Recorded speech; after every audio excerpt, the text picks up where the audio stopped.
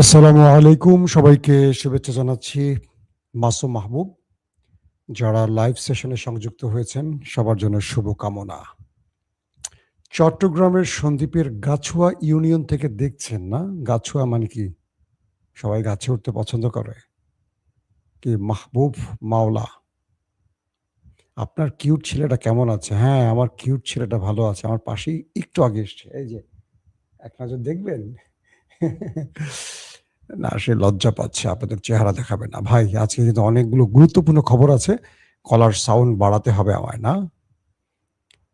গলার সাউন্ড বাড়তে চায় না কেন বলেন?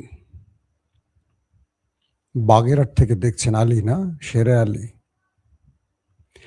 আজ কথা অনেক ক্লিয়ার শুনতে পাচ্ছেন। একজন লিখছেন আমাকে, নাটোর থেকে রেজাউল। ইন্ডিয়া ওয়েস্ট বেঙ্গল থেকে কে ভাই? চলে গেল নামটা। রেজাউল করিম। ওকে, ওকে, ওকে। দর্শক, দেখো তো বাবা, আইএসএ বড় হবে না? 1 পয়েন্ট, ওকে, ওকে, রাইট। দর্শক, আপনারা শক্ত হয়ে বসেন। আজকে অনেকগুলো খবর আছে, তাই আপনাদেরকে একটু প্রস্তুত করে নিচ্ছি। প্রথম কথা হলো, আজ মার্কিন প্রেসিডেন্ট ডোনাল্ড ট্রাম্প বলেছেন একটা সভ্যতাকে ধ্বংস করে দেবেন। তিনি বলেছেন আজ রাতেই বিলীন হয়ে যাবে আস্ত একটা সভ্যতা।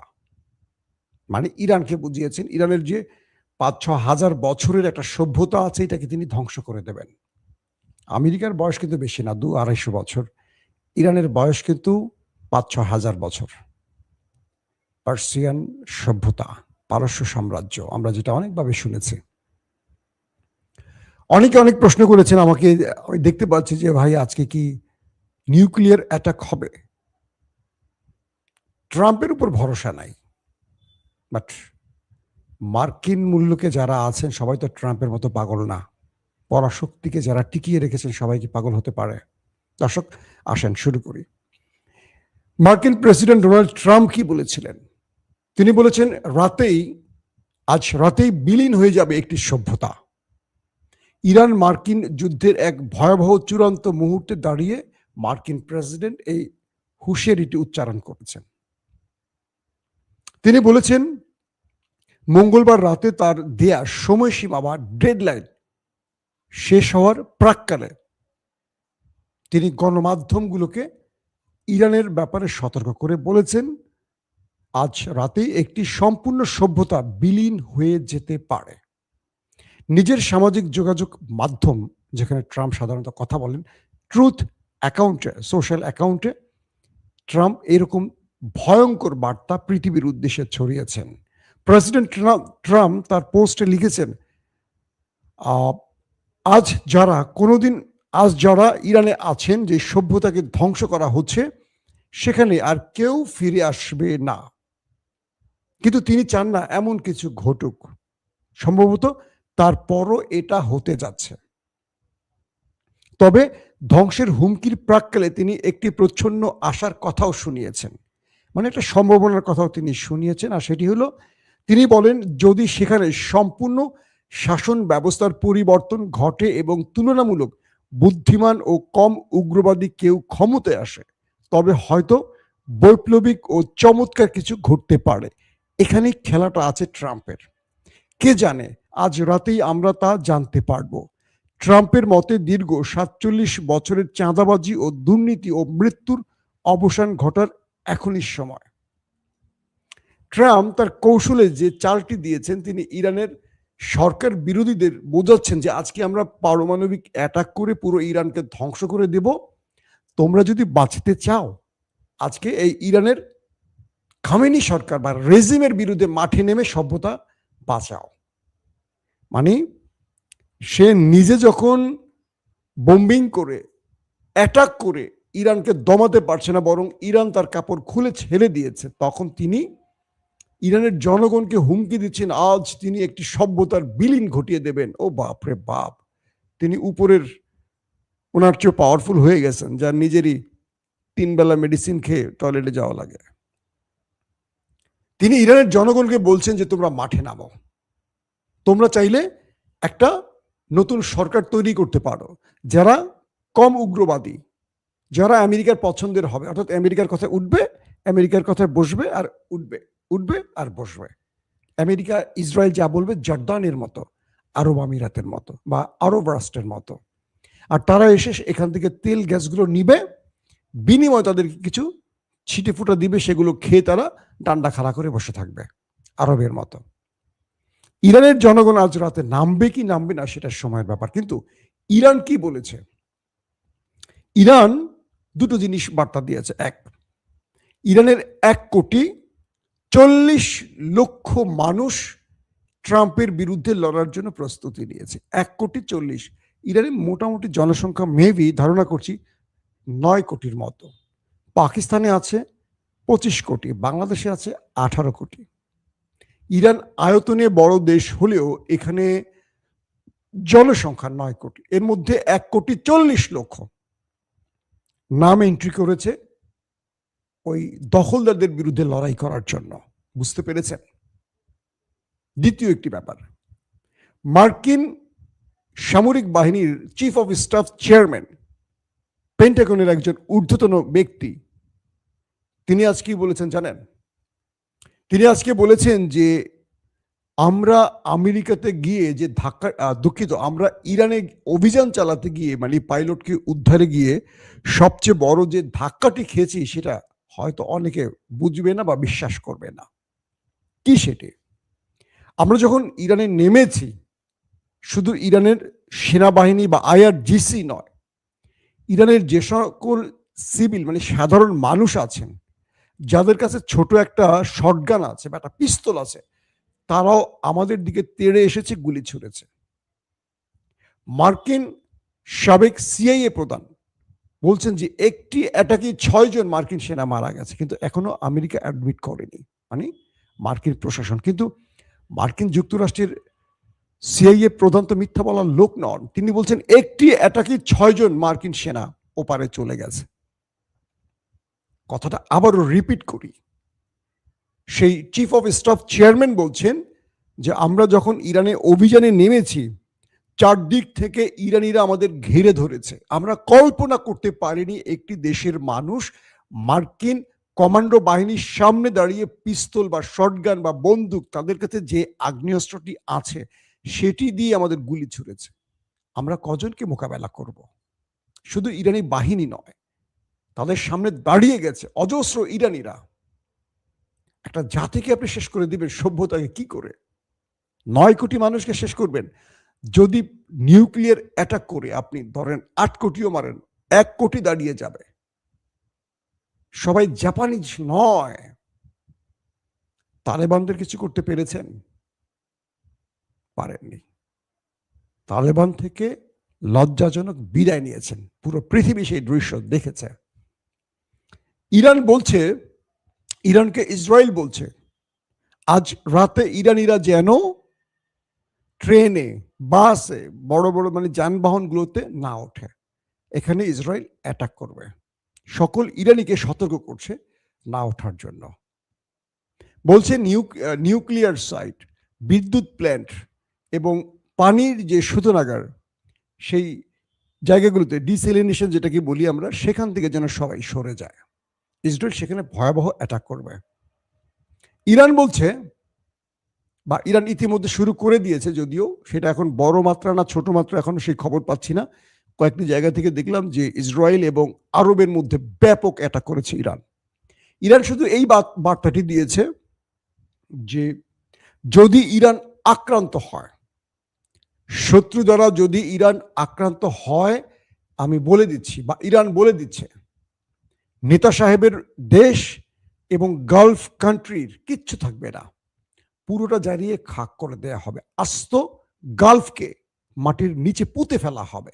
ঠিক এই ল্যাঙ্গুয়েজটা ইরান বলেছে, আস্ত গালফকে মাটির নিচে পুঁতে ফেলা হবে।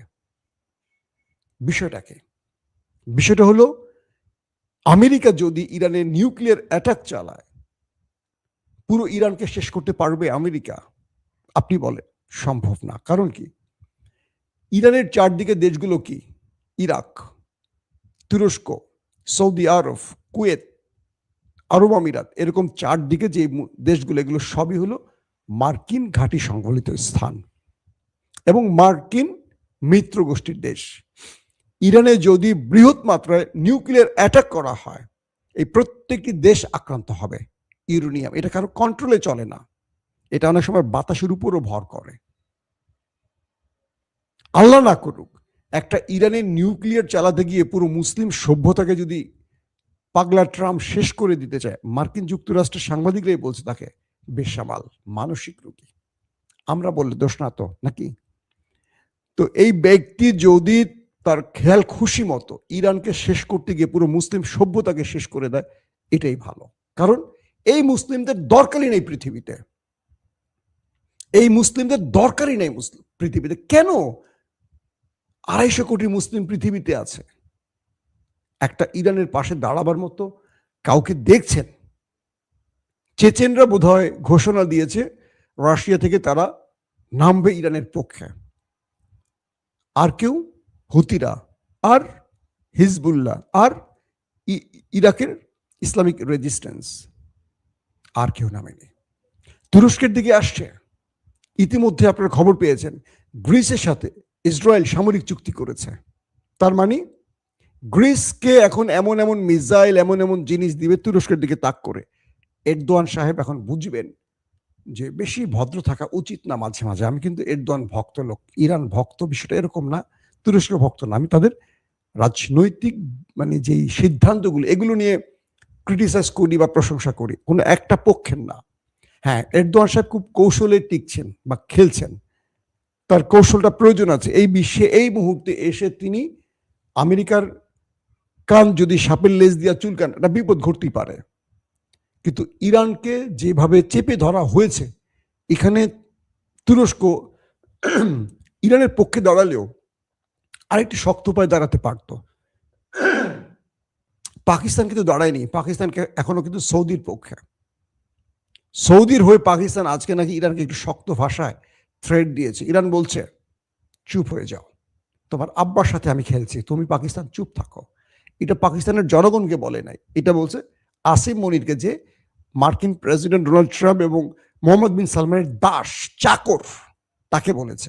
বলছে আওয়াজ কম করো পাকিস্তান, তোমার আব্বার সাথে খেলছি, বাচ্চা ছেলে চুপ থাকো, তোমার নিউক্লিয়ার থাকতে পারে, ওগুলো ব্লাস্টের আগে তোমার কি বলবো রাওয়ালপিন্ডি আমরা গুড়িয়ে দিতে পারি।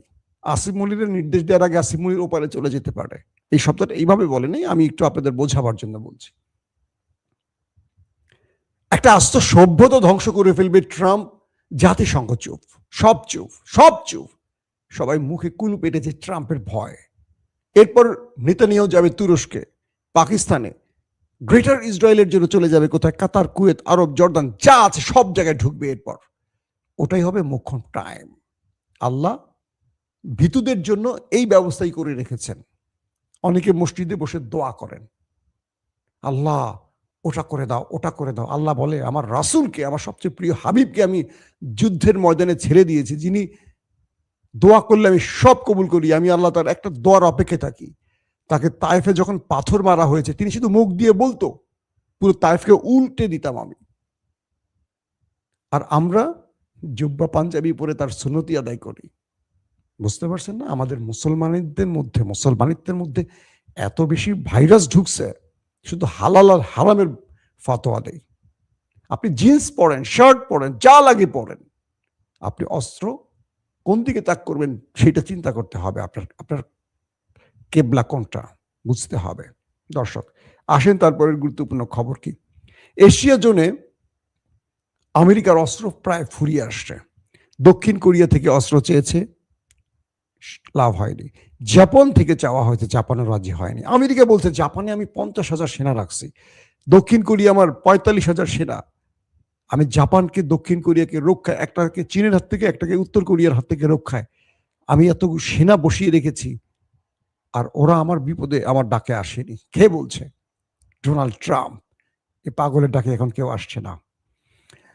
পশ্চিমা গণমাধ্যমগুলো এখন বলছে ইরান যখন প্রথম অ্যাটাক করেছিল ইসরায়েলে, তখন 3 থেকে 5% সফল ছিল ইরান। অর্থাৎ 100টা মারলে রেশিও করেন, পার্সেন্টেজ করেন, যে 10%, 100 ভাগের 3% ইরান সফল ছিল। এর মাঝামাঝি ইরান 30% সফল হয়েছে। এখন নতুন করে কয়েকটি সূত্র বলছে 70 থেকে 80% ইরান সফল হয় যে টার্গেটে হিট করছে, কারণ তাদের প্রতিরক্ষা ব্যবস্থা ইরান সেইভাবে ধ্বংস করে দিয়েছে। তো এটাও একটা গুরুত্বপূর্ণ তথ্য, এটা পশ্চিমা দুনিয়া বলছে, কারণ পশ্চিমারা অলওয়েজ ইরানকে দুর্বল করে প্রকাশ করে। তার মানে এই সংখ্যাটা আরো বেশি হবে, এই পার্সেন্টেজটা আরো বেশি হবে, পশ্চিমারা তো সঠিকটা দেবে না। ইতিমধ্যে সৌদি আরবের গুরুত্বপূর্ণ 11টি টার্গেটে হিট হয়ে গেছে। সৌদিতে, কাতারে, কুয়েতে, আরব আমিরাতে ব্যাপক অ্যাটাক করেছে ইরান। এর মধ্যে বলা হয়েছে সৌদির ডিসিলিনেশন প্ল্যান্টে, মানে পুরোপুরি পানির ওইটাকে খেয়ে দিয়েছে। সৌদি ডিসিলিনেশন শেষ। সৌদি এই আক্রমণটি কয়েকটি সূত্র বলছে ইরান তার দায় স্বীকার করেছে। ইরান বলছে তুমি আমার যে টার্গেটে হিট করবো আমি তোমার মিত্র বা তোমার মানে স্বার্থ সংশ্লিষ্ট সেই টার্গেটে হিট করব। আরব আমিরাতের একটি কৃত্রিম বুদ্ধিমত্তা সংস্থার কার্যালয় হিট করেছে এবং মার্কিন অর্থায়নে বা মার্কিন ব্যবসায়ীদের যে প্রতিষ্ঠানগুলো গালফ কান্ট্রিতে আছে, আরব আমিরাত, কাতার, কুয়েত, জর্ডান, এই প্রত্যেকটি রেড নোটিশ জারি করে সেখানে ইরান এখন হিট করতে যাচ্ছে। ইরান যে কথাটি শুরুতেই বললাম যে ইরান যদি তার এই আক্রমণে যতটুকু ধ্বংস হোক, যতটুকু বেঁচে থাকবে ততটুকু দিয়ে শত্রুকে মাটিতে পুঁতে ফেলবে, এমন ঘোষণা ইরান দিয়েছে। এখন এখানে বিশাল রকম একটা লড়াইয়ের গন্ধ পাচ্ছি। কাল মানে আজ বাংলাদেশ সময় আগামী বুধবার সকাল পর্যন্ত ট্রাম্পের আলটিমেটামের সময়টি থাকবে, যেহেতু আমাদের সাথে তাদের সময়ের একটা ব্যবধান আছে। সৌদির পেট্রোকেমিক্যাল প্ল্যান্ট ধ্বংস করে দিয়েছে ইরান, কারণ ইরানের পেট্রোকেমিক্যাল প্ল্যান্টে অ্যাটাক করেছিল ইসরায়েল এবং আমেরিকা, সেটার উত্তরে সৌদিটাকে টার্গেট করা হয়েছে। কুয়েতের একটি মার্কিন সামরিক টার্গেটে হিট করে 15 জনকে গুরুতর আহত করেছে। কয়জন মারা গেছে আমেরিকা স্বীকার করেনি। এবং আজকে ইসরায়েল ইরানের ট্রেন সেক্টরগুলোতে অ্যাটাক করবে, তাদের যোগাযোগ, তাদের ব্রিজ উড়িয়ে দেবে। বলছে যে আমরা ইরানের সকল ব্রিজ আজকে উড়িয়ে দেব, ইরানকে পুরো সভ্যতার বাইরে প্রস্তুর জগতে পাঠিয়ে দেব।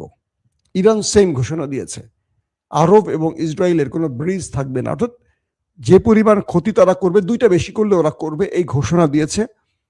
আইআরজিসির পক্ষ থেকে বলা হয়েছে তাদের ভয়ঙ্কর মিসাইলগুলো, যেগুলো আজকে এই পর্যন্ত ব্যবহার করেনি ইরান, সেই ভয়ঙ্কর মিসাইলগুলো আপলোডেড, জাস্ট একটা সুইচ টেপার অপেক্ষায় আছে।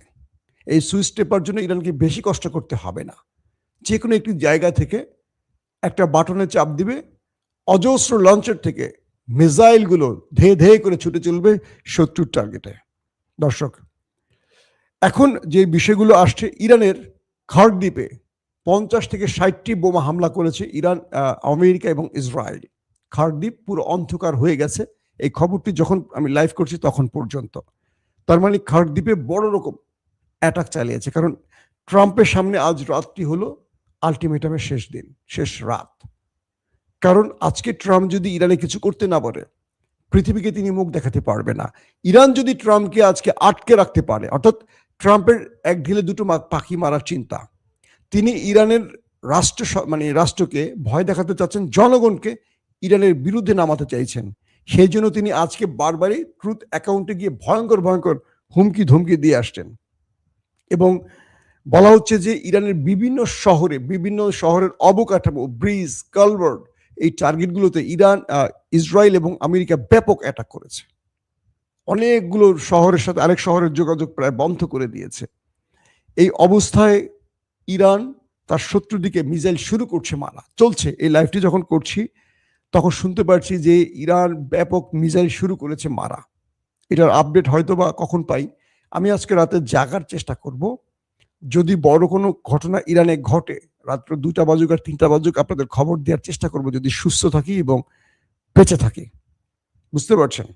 এখন পুরো সিভিলাইজেশন শেষ করবে ইরানের আমেরিকার এই ঘোষণাটা আপনারা কেমন দেখছেন, কিভাবে দেখছেন? এখানে মুসলমানদের ভূমিকা কি হওয়া উচিত, এগুলো নিয়ে আসলে আমাদের অনেক আলোচনার সুযোগ আছে। আমরা সেই দিকে কেন যেতে পারছি না বুঝি না। ইরানের 1,40,00,000 লোক মাঠে নেমে গেছে ইরানকে রক্ষায়, আর আমরা আমরা চুপ করে দেখছি।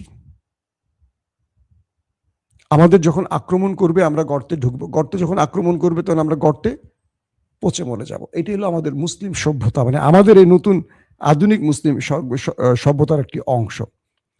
প্রশ্ন হতে পারে আজকে কি ইরানে নিউক্লিয়ার অ্যাটাক হবে, নাকি অন্য কিছু করবে ট্রাম্প, নাকি বড় ম্যাসিভ আকারের যুদ্ধ বিমান পাঠিয়ে অ্যাটাক করবে?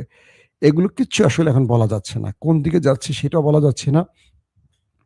এবং আমরা এটুকু বলতে পারি যে আমেরিকার অস্ত্র ফুরিয়ে আসছে বলে আমেরিকা এখন অস্ত্র খোঁজার জন্য বিভিন্ন দেশে সাহায্য চাচ্ছে, বিভিন্ন জনকে বলছে আমাদের সাহায্য করো। তবে নিউক্লিয়ার অ্যাটাক যদি ইরানে হয়, আমার কেন যেন মনে হয় ইরান গালফ কান্ট্রিতে নিউক্লিয়ার অ্যাটাক করে বসবে। কারণ এটুকু সন্দেহ আমার আছে যে ইরানের কাছে নিউক্লিয়ার আছে।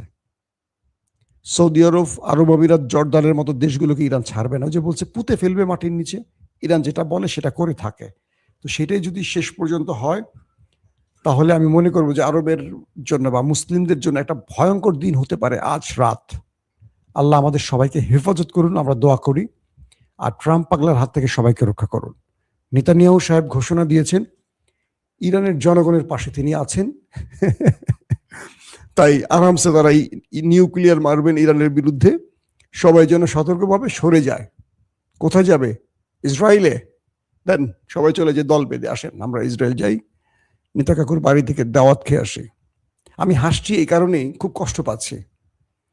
57টি মুসলিম দেশ চুপ করে আছে, কি লাভ? একটাই সমস্যা আমাদের জানেন, আমরা ইসলামী রাজনৈতিক দলগুলোকে দূরে রেখে ওই সকল দলগুলোকে ক্ষমতা এনে যাদের মাধ্যমে আমরা টেন্ডারবাজি, লুটপাট, দখলদারিত্ব করতে পারি।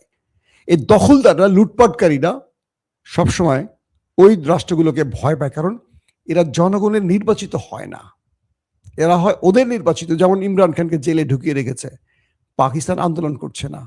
পাকিস্তানের 80-85% মানুষ ইমরানকে ভোট দিয়েছে, কিন্তু তারা রাস্তায় নামছে না, যে কারণে ইমরান খান জেলে পচে মরছেন। ইস্টাবলিশমেন্ট ইমরানকে জেলে ঢুকিয়ে রেখে সুবিধা নিচ্ছে, তারা অবৈধভাবে টিকে আছে। কিন্তু এই জনগণদের 1% না, 2% না, 5% যদি রোডে নেমে যায়, আশ্রমণি থাকবে, লেজ গুটিয়ে পালাবে। হাসিনা পালিয়েছে না? পালিয়েছে কিনা? 15 বছর দুঃশাসন করে বাংলাদেশ থেকে পালিয়েছে এই জনগণের জন্য। যতকাল আমরা আমাদের দেশে ইনসাফ প্রতিষ্ঠাকারী কাউকে রাজনৈতিক দলে ক্ষমতায় না বসাবো, আমরা ততকাল ওই মসনদগুলোকে ভয় পাবো। ট্রাম্প, নরেন্দ্র মোদী, এদেরকে ভয় পেতে হবে। আমরা ব্যক্তি স্বার্থের চিন্তা করি, কিন্তু ক্রমান্বয়ে আমাদের দিকে এগিয়ে আসছে বিপদ। দর্শক, ভিডিওটি আর লম্বা করতে চাই না, আমার মেসেজ আপনারা বুঝতে পেরেছেন। আজ রাতে আমি চেষ্টা করব আপনাদেরকে আরো আপডেট দেওয়ার জন্য, যদি আপনারা জেগে থাকেন। প্রত্যেকে ভালো থাকবেন। আল্লাহ হাফেজ।